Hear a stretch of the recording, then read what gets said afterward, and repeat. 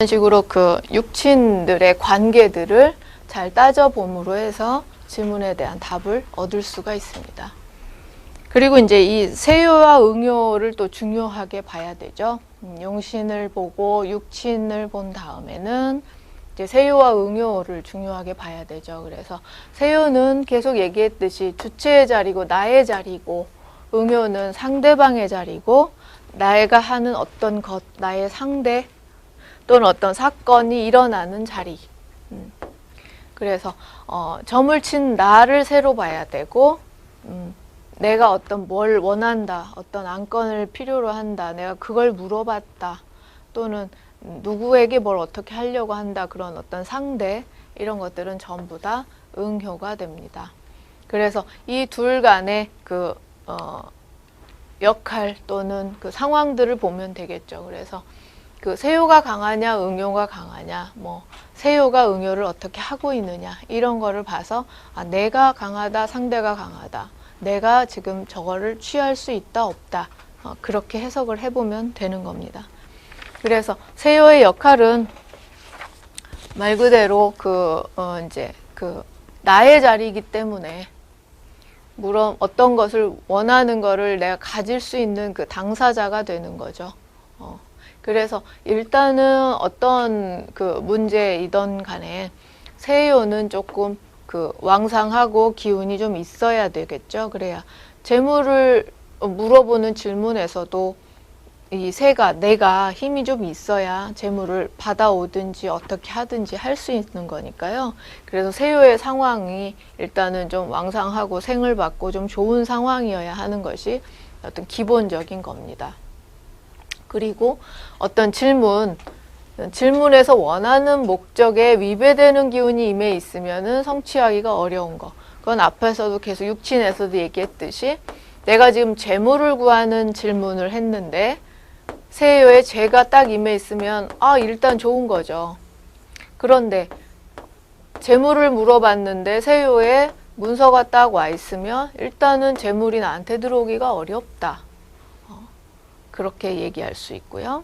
응요도 마찬가지로 이제 상대방 어떤 점을 친 목적, 그 일이 그 자체를 얘기할 수가 있고, 나하고 항상 짝을 지어서 나하고 비교해봐서 나하고 관계가 어떠냐라는 거를 꼭 따져봐야 되겠고요. 그래서 일반적인 점사에서는 다 좀 서로 생합이 되고 좋은 관계일 때가 길하고 이롭다고 볼 수 있습니다. 그리고 이제 어떤 경쟁의 점사라면은 내가 왕하고 새가 응효가 약한 것이 좋겠죠. 그래서 승부점이라든지 어떤 둘 중에 누가 당선이 되냐, 합격이 되냐, 누가 이기냐, 이런 걸 직접적으로 물어봤을 때는 내가 왕하고 응효가 아주 약하거나 깨져 있거나 그래야 되겠죠. 그런 식으로 새와 응효는 같이 항상 짝을 져서 봐야 되고, 그리고 주요한 그런 사안에 따라서 그 일을 성취하기에 내가 힘이 있느냐 없느냐라는 것들을 세요로 보는 거고요. 자, 그 다음에는 이제 중요하게 보는 게 월령입니다. 그리고 월령은 우리 처음에 육교 궤반을 짤 때 제일 먼저 몇 월 며칠 해갖고 그 월하고 일진을 썼었죠. 그때 이 월을 이제 보고, 월이 각각의 그 효들에 어떤 영향을 주고 있는지를 살펴서 그 효들의 힘을 가늠할 수 있는 겁니다. 그래서 그 효들의 힘을 가늠하는 어떤 기준이 되는 것이 월령이 돼요. 그래서 월령은 월건이라고도 얘기를 많이 하고요. 우리 흔히 쓰는 그냥 그 몇 월 하는 그 월이죠. 그래서 월은 이제 그 절기에 따라서 우리 지지로 표현되는 이 월건을 쓰고요. 그리고 그래서 사령은 이제 이 해당하는 월에 어떤 오행이 힘을 받느냐, 어떤 오행의 기운이 중점적으로 들어있느냐 하는 얘기죠.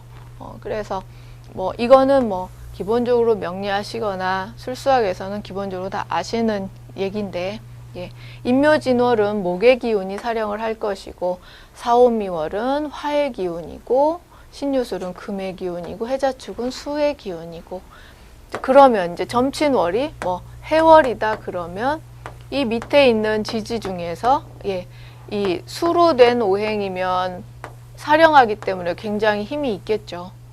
그런 식으로 이 무슨 월이냐에 따라서 밑에 있는 효들의 기운을 가늠할 수 있는 겁니다. 그리고 진술충미월은 토의 기운이 사령한다고 보고요.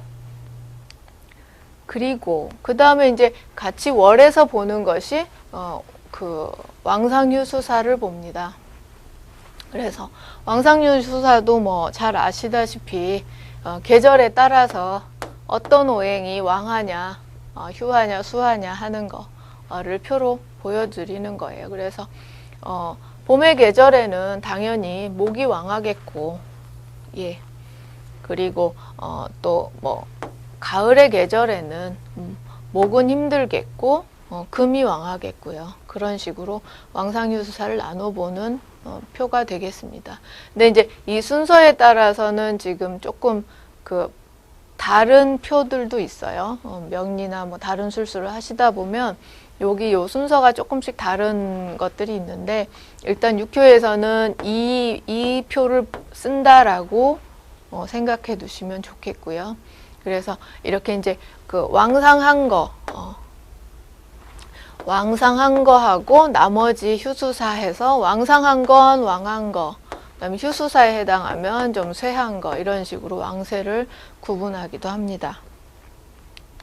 자, 그래서 그 앞에 표나 마찬가지인데요.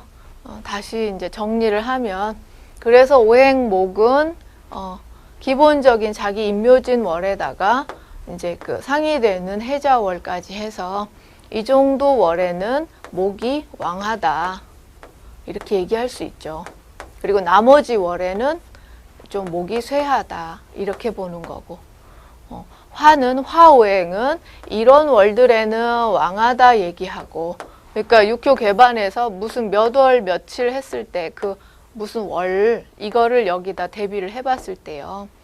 그랬을 때 여기 밑에 있는 오행이 화오행이라면 이 월이 이런 월일 때는 이 화는 왕한 화구나, 왕하구나 라고 얘기하는 거고, 여기 있는 월이 이 월이 아닌 다른 월이면 뭐 신월이나 유월이나 뭐 이런 다른 월이면 이 화는 쇠하다라고 얘기하는 거고요. 그런 식으로 정리해 본 겁니다. 그 다음에 이제 생황묘절은 그 명리에서 쓰는 우리 그 장생법 12운성 그거 얘기예요. 그런데 12운성을 다 쓰지 않고 육효에서는 이 생황묘절만 중요하게 봅니다. 그래서 생황묘절만 잘 기억해 두시면 되고요. 그래서 이제 묘가 됐다, 절이 됐다 이런 얘기들은 많이 하고, 나머지 그 12운성 중에서 나머지 뭐 태양 뭐 이런 녹 뭐 이런 것들은 다 그렇게 중요하게 치지 않고 그냥 그런 거에 해당하는 거는 그냥 오행의 상생상극으로만 봐요. 그래서 생황묘절만 좀 뽑아서 보는 편이니까 생황묘절만 기억을 해두시면 되겠고요. 그래서 기본적으로 그 육효에서는 그냥 오행의 생극을 제일 먼저 보고, 그 다음에 이제 특별히 좀 생황묘절을 좀 따져보는 편이고, 그 다음에 그 오행이 힘이 없냐 있냐를 볼 때는 원령에 대비해서 몇 월에 몇 월에 화는 힘이 있다, 몇 월에 토는 힘이 없다, 뭐 이렇게 구분을 하는 거고요. 그래서 이 장생법은 그 육효에서는 특별히 그 음양을 구별하지도 않고요.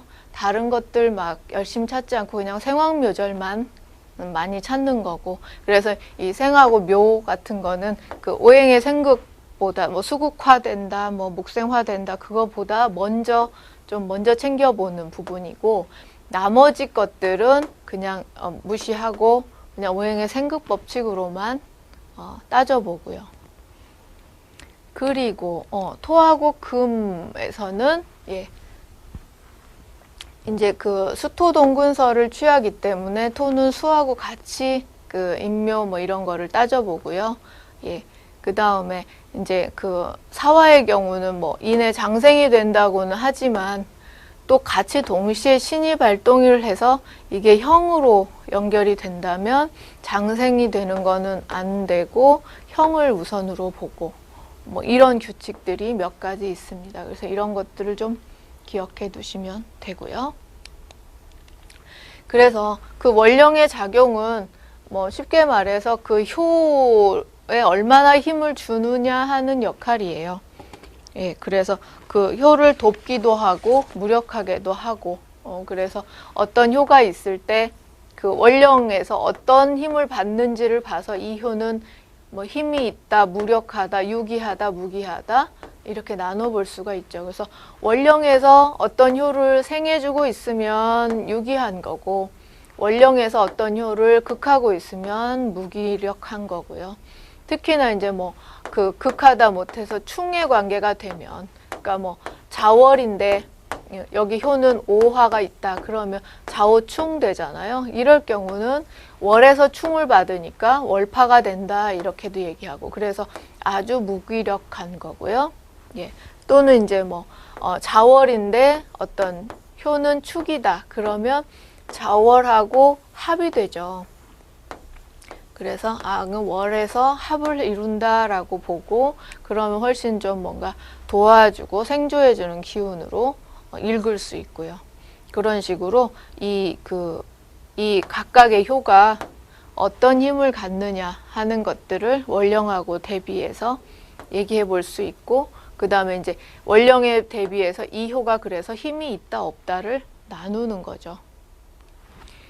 마찬가지로 예, 일진도 우리 지금 그 몇 월 뭐 무슨 일진 뭐 경신일 뭐 이런 식으로 쓰고 시작을 하잖아요. 그런 식으로 이제 원령을 여기 살펴봤듯이 일도 여기다 대비를 해서 일에서 얘한테 어떻게 해주느냐 일에서 얘를 생해주냐 극하냐 뭐 충을 하냐 이런 것들을 봐서 이 효는 일에서 생을 받으니까 굉장히 힘이 있다. 일에서 극을 받으니까 힘이 없다. 이런 식으로 나눕니다. 그래서 일진의 생조를 받으면 좋은 거고 유력한 효가 되는 거고요. 그다음에 일진에서 극을 받거나 또는 뭐 충을 받거나 그럴 때는 또 무력해지는 거고요. 그런 식으로 그 이제 일진과 효와의 관계도 생극 관계를 봐서 힘이 있고 없고를 정합니다. 그 다음에 이제 일충과 월파라는 게 있어요. 근데 아까 지금 원령에서 월에서 어떤 효로 어떻게 어떤 관계냐라고 했을 때 월에서 어떤 효를 충한다. 또 일에서 어떤 효를 충한다. 뭐 이런 게 얘기가 나왔었는데 그때 이제 일진에서 밑에 왕한효를 충하고 있으면 암동이라고 하고요. 일진이 쇠한효를 충하면 파 또는 일파라고 합니다. 그래서 이제 이게 기본적으로 어떤 효가 충을 하면 깨지는 파라는 말이 맞죠. 그래서 월에서 어떤 효를 충하면 월파가 되고 충에서 깨지기 때문에 마찬가지로 일진도 여기를 경자일이라고 봅시다. 그러면 자일이면 일에서도 좌우충 되고 있어요. 그러면 일에서도 충하니까 일파고 근데 이제 대신에 이 효 자체가 여기는 이제 자월이 아니고 다른 월이어서 오화 자체가 굉장히 왕하고 힘이 있는 경우는 일진에서 다시 충을 해도 이게 깨지지가 않고 오히려 움직인다 라는 의미에서 암동이 됩니다. 그래서 일진에서 효를 충할 때는 동하게 돼서 사용이 되는 경우가 있고 깨져서 못 쓰는 경우가 있고 두 가지로 나뉘게 되죠. 그래서 동하면 그게 이제 동효처럼 움직여서 쓰이는 거가 되고요. 아예 그냥 깨지면 무기력해서 못 쓰는 효가 되고 동할 거냐 깨질 거냐의 기준은 그 효 자체가 왕하냐 쇠하냐를 보고 왕하면 동하고 쇠하면 깨지는 거죠. 그래서 아주 약한 효가 충을 받으면 또 이제 충산이라는 말을 쓰기도 해요. 충 받아서 아예 흩어졌다, 깨졌다라는 표현이고요. 자, 그래서 일충에는 이제 좀 이렇게 세 가지로 다시 나눌 수가 있는데, 진술충미효는 어쨌든 충이 되면 왕세를 가리지 않고 무조건 암동이 되는 걸로 봅니다. 그리고 좌오묘유효는 왕하면 암동이 되고 충해도 완전히 깨지지는 않아요. 어쨌든 그냥 암동하는 걸로. 대신에 이제 좀 쇠한데 충하면 원래는 파돼야 되는데 좌오묘유효 같은 경우는 완전히 파되는 건 아니고 반 정도 암동, 좀 약하게 암동하는 걸로. 그 다음에 인신사의 효는 왕세를 따지지 않고 무조건 충이 되면 깨지는 걸로. 무조건 그냥 파되는 걸로 보고요. 그래서 이 충을 받았을 때 암동할 수 있는 건 진술충미하고 좌오묘유겠죠. 나머지는 암동이 안 되고. 그래서 암동이라는 말은 그냥 동한 게 아니고 그야말로 암동이에요. 그래서 조금 그 암암리에 동한다, 느리고 완만하게 동한다라는 그런 뜻이고요. 그래서 아주 본격적으로 동한 어떤 동요의 힘에는 미치지 못하지만 어느 정도는 동해서 사건의 그런 성사의 열쇠가 되기도 합니다. 그리고 월파는 아까 일진에 충되는 것처럼 월에 충되면 월파. 일진하고 달리 동하거나 그런 거 없이 무조건 월에 충을 받으면 파 깨지고 못 쓰는 걸로 보는 거죠. 예, 그래서 월에 충을 받았을 경우 그 효가 안 좋은 효였는데 월에 충을 받으면 좋겠죠. 그리고 좋은 효인데 월에 충을 받으면 힘이 없고 그래서 못 쓰겠다라고 할 수가 있고요. 그 다음에 이제 그 월에 해당 월을 지나면 충이 돼서 이 효는 못 쓰게 됐는데 그 달이 지나면 또 다시 좀 살아나는 경우도 있습니다. 그래서 그런 세부적인 거는 이제 나중에 우리 육효 개반 해석할 때 다시 얘기하고요. 어쨌든 월에서 충을 하면 월령이 효를 충을 하면 무조건 다 파되는 걸로 알아두시면 되겠고요. 그리고 이제 그 삼전, 삼전이란 얘기는 그냥 말 그대로 연, 월, 일을 말을 해요. 근데 이제 우리가 중요하게 보는 거는 연은 좀 잘 안 보고 월령과 일진을 보죠. 그래서 월, 일을 가장 중요하게 보고 월령과 일진이 가장 중요하다 할 수 있고요. 간혹 이제 그 점사 자체가 몇 년짜리 일 또는 뭐 한 2년에 걸쳐서 이루어질 일, 지금 물어보지만 내년에 꼭 뭐 그렇게 돼야 되는 일, 뭐 이런 일일 경우에는 연까지도 넣어서 마찬가지로 적용할 때는 아까 월령과 일진을 효에 비추어 보듯이 연지를 효에 비추어 봐서 힘을 받는지 어떤지 보는 거죠. 그래서 태세의 지지까지도 보는 거고요. 또 마찬가지로 어떤 오늘 하루에 오늘의 일진 같은 걸 볼 때는 오늘 하루 내에 일어날 일들이기 때문에 여기 나와 있는 이런 지지들이 어떤 시간을 의미할 때가 있어요. 그럴 때는 또 연월일, 월령 일진하고 옆에 시진까지 써서 요거하고의 작용들도 볼 때가 있습니다. 특히나 무슨 승부점 같은 거 그럴 때는 이제 경기 시간까지 넣어서 이렇게 생조하는 거를 봐서 효의 왕세를 보는 거죠.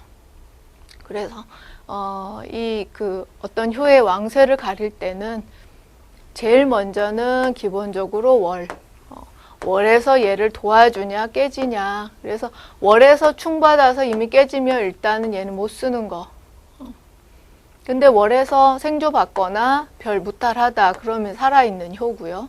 그 다음에 보는 게 이제 일진하고 이거. 그래서 일진에서 얘를 깨는지 또는 이제 살아있는데 일진에서 충하면 암동이라 그래서 움직인다 이렇게 보고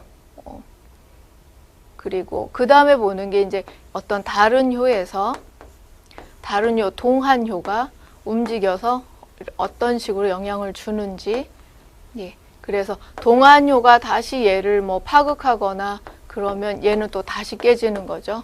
그런 식으로 이 하나의 효가 월과 일과 또 동효에 의해서 극을 받는지 생을 받는지를 봐서 얘가 왕하다, 쇠하다를 가리게 됩니다. 그리고 이제 덧붙여서 동효 옆에 어떤 변효 상황까지도 비추어 봐서 왕세를 결정하게 되고요. 그래서 이런 식으로 일단은 어떤 하나의 효에 월령, 일진, 동효 이런 식으로 다 조합을 해봐서 이 효가 쓸만한 효냐, 살아있냐, 왕하냐, 쇠하냐를 결정하게 됩니다.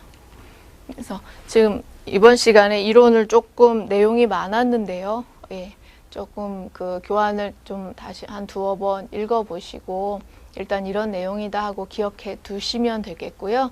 나중에 이제 우리 육효 개반 실제로 해석할 때 다시 한 번씩 얘기하고